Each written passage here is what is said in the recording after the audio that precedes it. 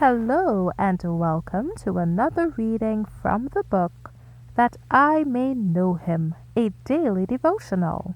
Today's reading is entitled Wisdom from the Father of Light, July 6th.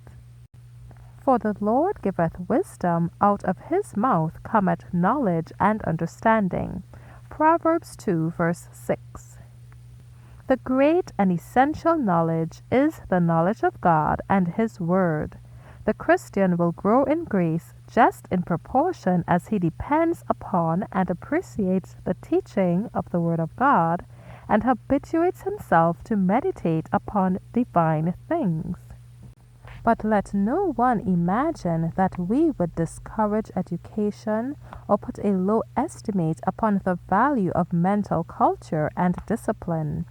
God would have us students as long as we remain in this world, ever learning and bearing responsibility. But no one should set himself as a critic to measure the usefulness and influence of his brother who has had few advantages in obtaining book knowledge.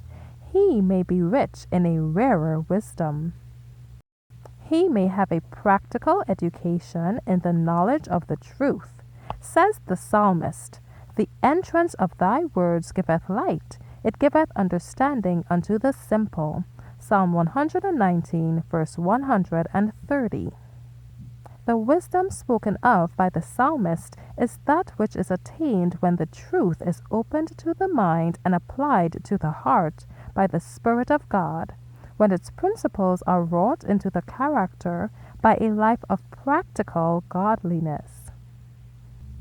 It is the Spirit of God that quickens the lifeless faculties of the soul to appreciate heavenly things and attracts the attention toward God and the truth.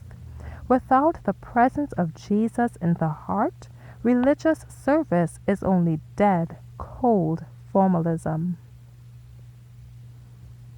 The longing desire for communion with God soon ceases when the Spirit of God is grieved from us.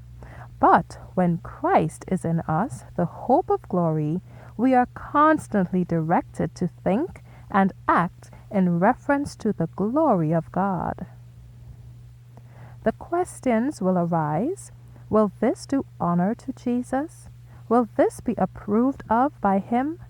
Shall I be able to maintain my integrity if I enter into this arrangement? God will be made the counselor of the soul, and we shall be led into safe paths, and the will of God will be made the supreme guide of our lives. This is heavenly wisdom, and it makes the Christian, however humble, the light of the world. Thank you for listening today. Be sure to join me tomorrow for another reading from the book That I May Know Him. Be encouraged.